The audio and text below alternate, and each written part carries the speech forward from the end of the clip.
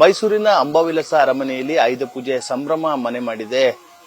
ಅರಮನೆಯಲ್ಲಿ ಈಗಾಗಲೇ ಬೆಳಿಗ್ಗೆಯಿಂದಲೇ ಪೂಜಾ ಕೈಂಕರ್ಯಗಳು ಆರಂಭ ಆಗಿದ್ರೆ, ಮತ್ತೊಂದು ಕಡೆ ಅರಮನೆಯಿಂದ ಪಟ್ಟದ ಕತ್ತಿ, ಕಾಶ ಆಯುಧಗಳು ಕೂಡ ಇದೀಗ ಕೋಡಿ ಸೋಮೇಶ್ವರ ದೇಗುಲಕ್ಕೆ ಬಂದು ಪೂಜಾ ಕೈಂಕರ್ಯವನ್ನ ಮಾಡಿರುವಂತದ್ದು. ನಮ್ಮ ಜೊತೆ ಇಲ್ಲಿನ ಅರ್ಚಕರಾದಂತಹ ಸುಬ್ರಹ್ಮಣ್ಯ ಶಾಸ್ತ್ರಿ ಅವರಿದ್ದಾರೆ, ನೇರವಾಗಿ ಮಾತನಾಡ್ತೀನಿ. ಸರ್, ಇವತ್ತು ಏನು ಆಯುಧ ಪೂಜೆ ಹಿನ್ನೆಲೆಯಲ್ಲಿ ಪಟ್ಟದ ಕತ್ತಿ, ಪಟ್ಟದ ಆಯುಧಗಳೆಲ್ಲವೂ ಕೂಡ ಬಂದು ಕೋಡಿ ಸೋಮೇಶ್ವರ ದೇಗುಲದಲ್ಲಿ ಪೂಜೆ ಸಲ್ಲಿಸಿರುವಂತದ್ದು. ಆ ಪೂಜೆಯ ವಿಶೇಷತೆ ಏನು?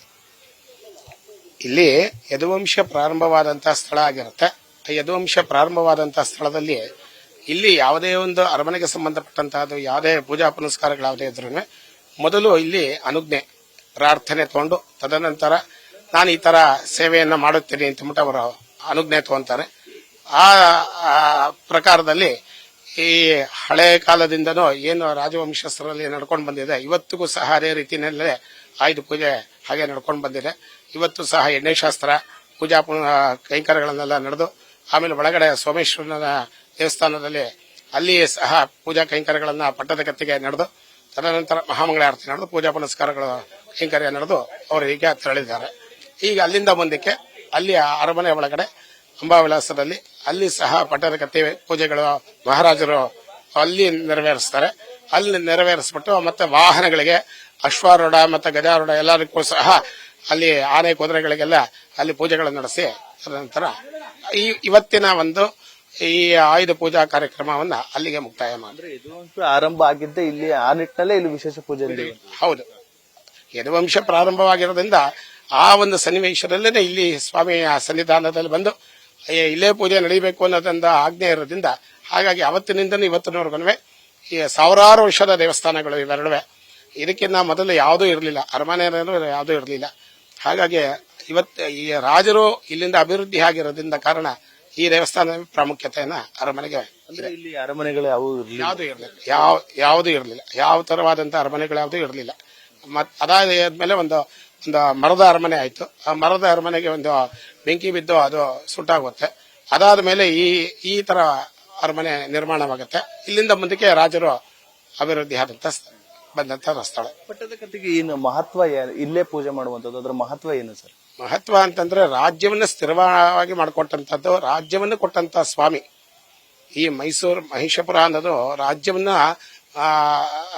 ರಾಜರಿಗೆ ಇದು ಸ್ಥಿರ ಮಾಡಿಕೊಟ್ಟಂತ ಆಗಿರೋದ್ರಿಂದ ಇಲ್ಲಿಂದನೇ ಬಹಳ ಪ್ರಾಮುಖ್ಯತೆಯಾಗಿ ನಡ್ಕೊಂಡು ಹೋಗ್ತಾರೆ.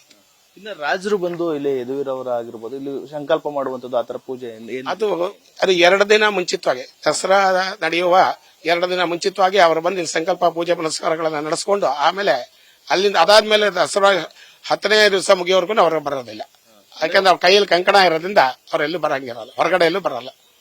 ಅಂದ್ರೆ ಮೊದಲೇ ಬಂದು ಸಂಕಲ್ಪ ಪೂಜೆ ಮಾಡ್ತಾರೆ, ಅದಾದ್ಮೇಲೆ ಅರಮನೆ ಸಿಬ್ಬಂದಿಗಳು ಬರುವಂತದ್ದು ಇಲ್ಲಿ ಪೂಜೆ. ಹೌದು, ಅದು ಮೊದಲೇ ಬಂದು ಸ್ವಾಮಿಯ ದರ್ಶನ ಪಡೆದು ಆಮೇಲೆ ಅವರ ಪ್ರಾರ್ಥನೆ ಮಾಡ್ಕೊಂಡು ಅಲ್ಲಿಂದ ಮುಂದಕ್ಕೆ ಬಾಕಿ ಕಾರ್ಯಕ್ರಮಗಳು. ಈಗ ನವರಾತ್ರಿಯಲ್ಲೂ ಕೂಡ ಪೂಜೆ ಮಾಡುವಂತದ್ದು, ಅಂದ್ರೆ ಅಲ್ಲಿಂದ ಡೈಲಿ ಪಟ್ಟದ ಆನೆ, ಪಟ್ಟದ ಹಸುಗಳು ಇವೆಲ್ಲವೂ ಕೂಡ ಬರುತ್ತೆ.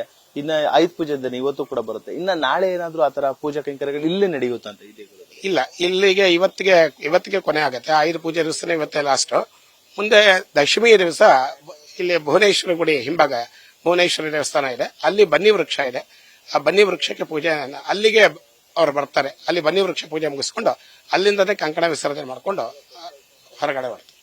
ಇನ್ನು ಇದು ದಸರಾ ಸಂಭ್ರಮದಲ್ಲಿ ಬಿಟ್ರೆ ಬೇರೆ ಸಂದರ್ಭದಲ್ಲಿ ರಾಜರ ವಂಶಸ್ಥರು ಇಲ್ಲಿ ಬರುವಂತದ್ದು, ಪೂಜೆ ಸಲ್ಲಿಸುವ ಆ ಕಾರ್ಯಗಳಾಗುತ್ತೆ. ಅವಾಗಲೂ ಪ್ರತಿನಿತ್ಯ ಅವರು ಎಲ್ಲೇ ಹೊರಗಡೆ ಹೋಗ್ಬೇಕಾದ್ರೂ ಯಾವುದೇ ಒಂದು ಕಾರ್ಯಕ್ರಮಕ್ಕೆ ಹೋಗ್ಬೇಕಾದ್ರೆ ಸ್ವಾಮಿಯ ದರ್ಶನ ಪ್ರಸಾದ ತಗೊಂಡೇನೆ ಅವ್ರು ಹೊರಗಡೆ ಹೋಗ್ಬೇಕಾದ್ರೆ, ಇವತ್ತಿಗೂ ಅದೇ ತರನೇ ಅವ್ರ ಕಾರಲ್ಲೇ ಬಂದು ಅವರು ಇಲ್ಲೇ ಇಳಿದು ಸ್ವಾಮಿಯ ಹತ್ರ ಬಂದಿದೆ ಕೆಲಸ, ಮಂಗಳಾರತಿ ಪ್ರಸಾದ ತಗೊಂಡು ನಂತರ ಆಮೇಲೆ ಹೊರಗಡೆ ಹೋಗ್ತಾರೆ. ಮತ್ತೆ ಅರಮನೆಯಲ್ಲಿ ಪೂಜಾ ಕೈಂಕರ್ಯಗಳಿಗೆ ಇಲ್ಲಿ ಪವಿತ್ರ ಜಲವನ್ನ ತಕ್ಕ ಹೋಗುವಂತದ್ದು, ಅದರ ವಿಶೇಷತೆ ಏನು? ಪವಿತ್ರ ಜಲ ಅಂತಂದ್ರೆ ಇಲ್ಲಿ ಆಗಿನ ಕಾಲದಲ್ಲಿ ಇಲ್ಲಿ ಕೆರೆ ಮಧ್ಯದಲ್ಲಿ ಸಿಕ್ಕದಂತ ಬಾವಿ, ಆ ಬಾವಿನಿಂದನೇ ಈ ಸ್ವಾಮಿಗೆ ಅಭಿಷೇಕ ಮಾಡ್ತಾ ಇರ್ತಕ್ಕಂಥದ್ದು.